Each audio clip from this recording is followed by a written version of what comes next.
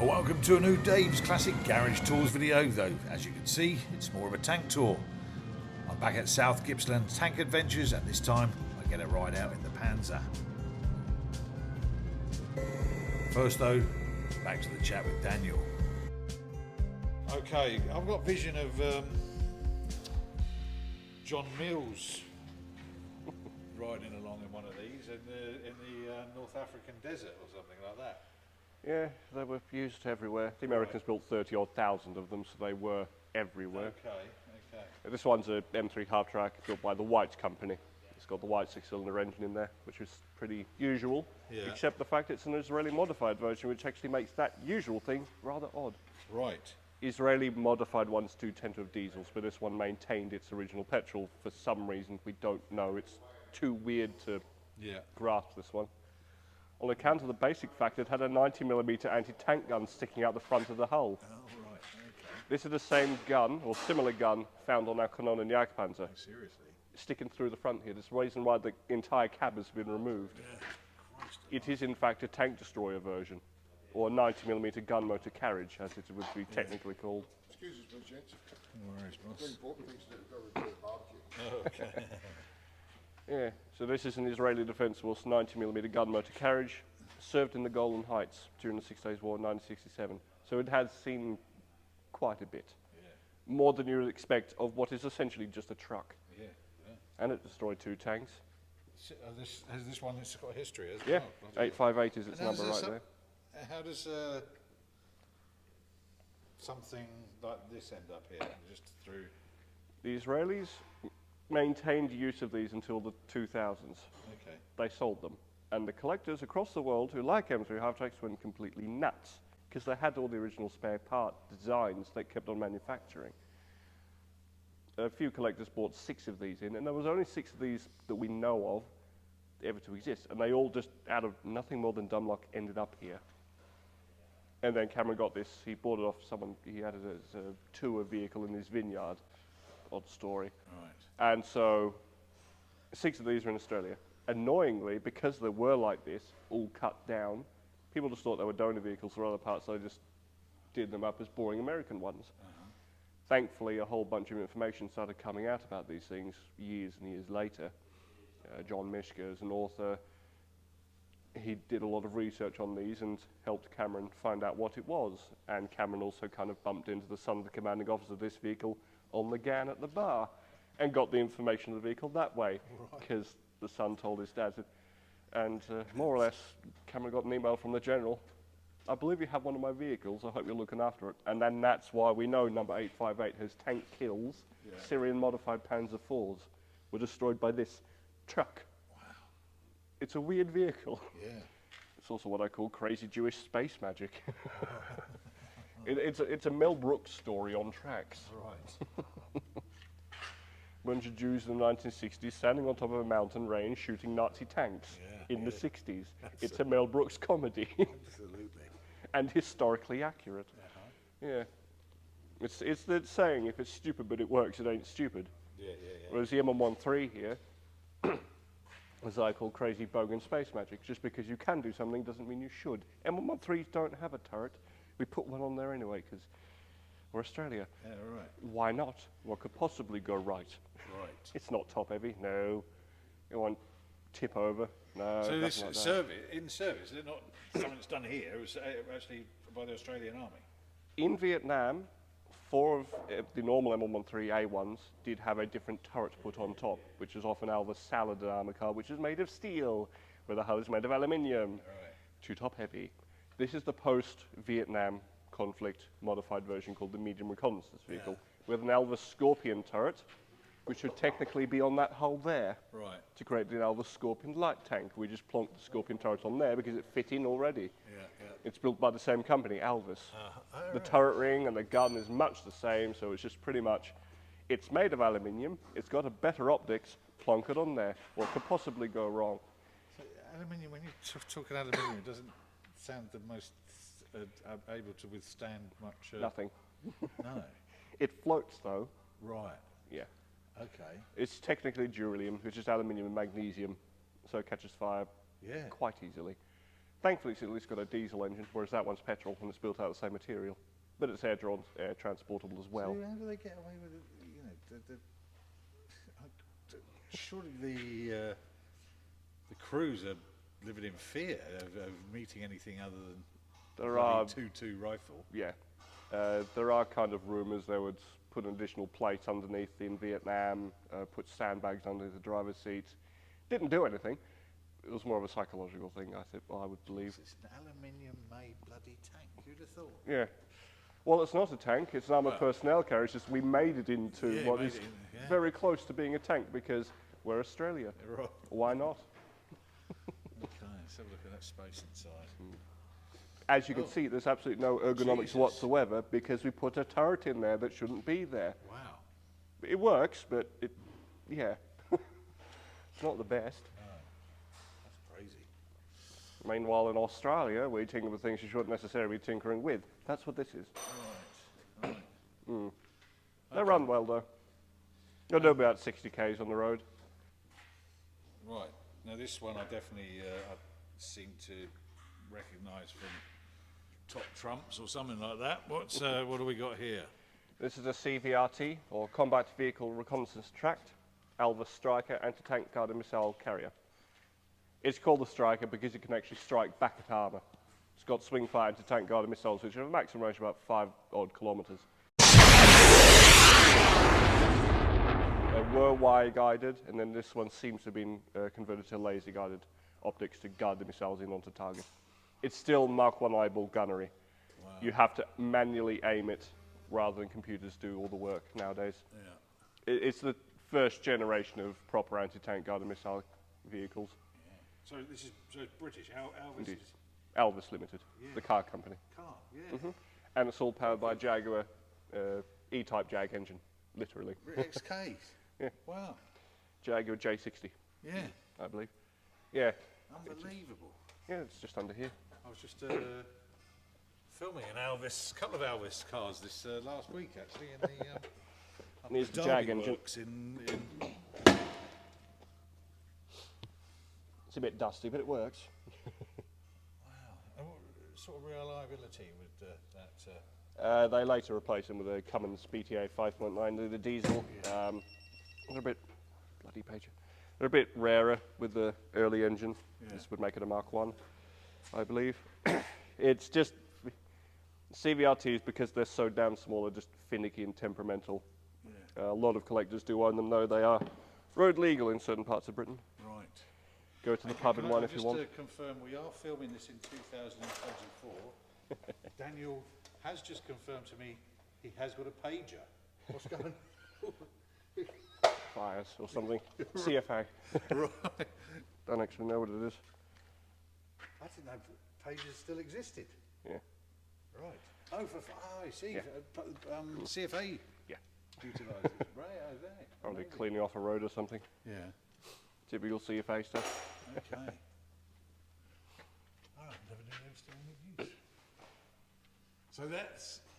So the missile Indeed. system. So did you see a big green box in the museum? Yeah. In the very corner? Right, okay. That's where your missile goes in, and then you load that entire case into the tubes. Right. And it automatically connects all the wires together, all the couplings, and then the missile it has 4 kilometres of wire spooled up around the back engine, or the motor of it, and that's how you control the sensor signals of the cable. Okay. Very, very old system. Yeah. Yeah, the British never used these in active combat. Oh, really? It's again another stereotypical Cold War vehicle that didn't see any aggressive use. Yeah. The Israelis had a few of them, right. So they did see combat, but not that many of them. So and that's literally, it just went to the British Army and the Israelis had them. That's a later lot on of development for just one army to... Yeah, yeah. Welcome to Cold War expenditure. Yeah. I mean, in 1952, I believe the price of a single Centurion was 545,000 Australian pounds. In 52? Each. Jesus. And we bought 150 of them. Christ. Plus all the spare parts. Yeah. Yeah. Welcome to tanks. They're bloody expensive, funnily enough. What's that today? 550 grand in...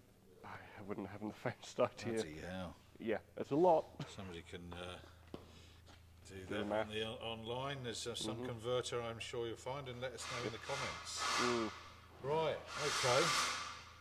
So where does this particular one differ than the Centurion? Really, the only difference if you were to park them side by side is this one has the spoked front idler wheel, which is the inferior design because it can brake a lot easier. It's just easier, more delicate. Right. And the other one has the normal stamped road wheel, which you would later see on Chieftains, same kind of design. Right, okay. And the fact we kind of accidentally got, well, the caravan we ran over once got a bit of revenge and ripped off the front mudguard. A little caravan. Yeah, the trailer went up and Right, okay. mudguards on tanks are always the first things to disappear. Yeah. The only other difference would be the spotlight is mounted on this one, whereas it isn't on the other. Jesus, yes. Crikey, Batman could call up Batman with that thing. Indeed, thing. Infrared, so it would have the infrared lens on. You have to change all your gun sights. Awesome. If you were going to get very technical, the only real difference between them would be hull registration markings. Yeah. Sadly, they were taken off the vehicle when the vehicle was retired. The last driver knew the vehicle was likely to be scrapped, nicked the driver's plate, which is annoying because that's what I'm trying to search for. However, there are little hints. You can just see on the front here, ROF, Royal Ordnance Factory, which gives us a Royal Ordnance manufacturer. And then the turret was Lloyd's. FHL, Lloyd Steel, which is Britain's largest steel manufacturer. Right. So that gives you a bit of a heritage as to who this was built by, which firms. And how important is the heritage of each of these vehicles to be documented and what have you? We have the full heritage from Canberra of 16926, which is the older Centurion. Yeah. We know it 813 engines in service from 1952 to 1977. This one is brand new to us, more or less. Cameron and I still haven't found any war stories or anything of interest yet. To research a singular machine when you don't have a lot of the paperwork, it takes a long time. The only thing of interest in this vehicle's history which is of any interest, is 169103, the registration number of this vehicle, was the last tank to be rebuilt at Bandiana. Bandiana is where the tanks get their manufacturing, or the rebuilt and repairs, the repair workshops for Ramey, Royal Australian Electrical Mechanical Engineers. 169103 is the last tank through the factory.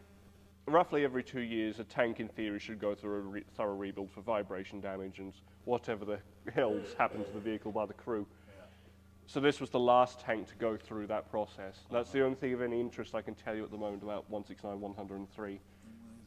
Otherwise, she's Australia's newest Centurion. When I first saw this, it only had 104 miles on the clock. Oh, wow. Brand new. It was a showroom vehicle, very nearly. Apart from the fact it took us 3 days to get the bloody thing up the hill, and it didn't want to run because it hadn't been running for 17 years. Aircraft engine, you need to maintain them, keep them going. It's an old vehicle. Like a Porsche. Yeah, like anything, Like old. Wonderful. Constant maintenance. Okay, Daniel, that's absolutely wonderful. Thank you very much for the walkabout. I suppose next up is a little ride. Indeed. Lovely. Looking forward to it.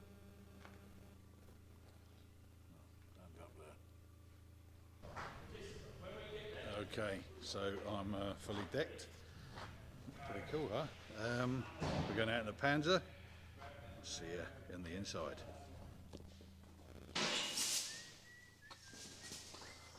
There we go.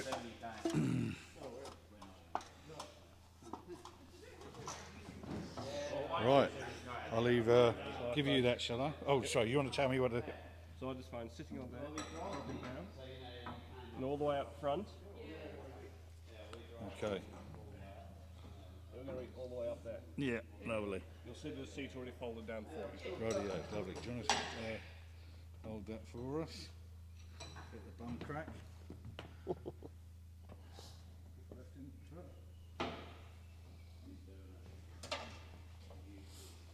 One broken foot going inside.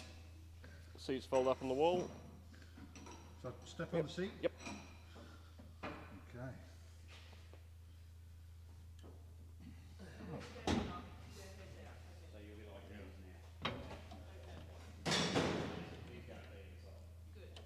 Here we go. And then I was just closing those ear flaps.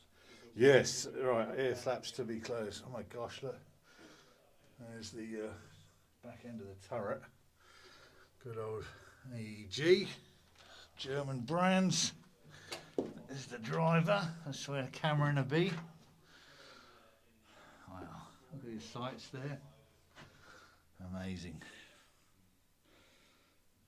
Okay, let's grab my seat. Jesus, there's somebody else below me. Oh yeah, oh, that's not so bad. Oh, and there's my sight. I can't see diddly squat through them, but. Alrighty. Out the back, you'll be right. Just breathe them in. Yeah, you'll leave.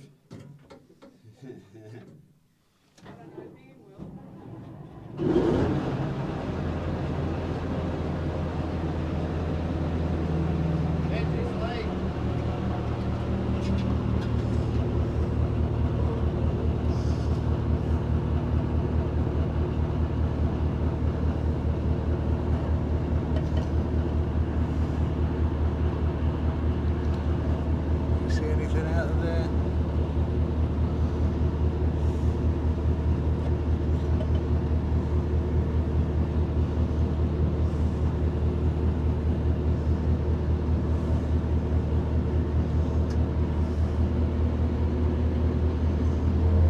Hopefully he won't run over my GoPro.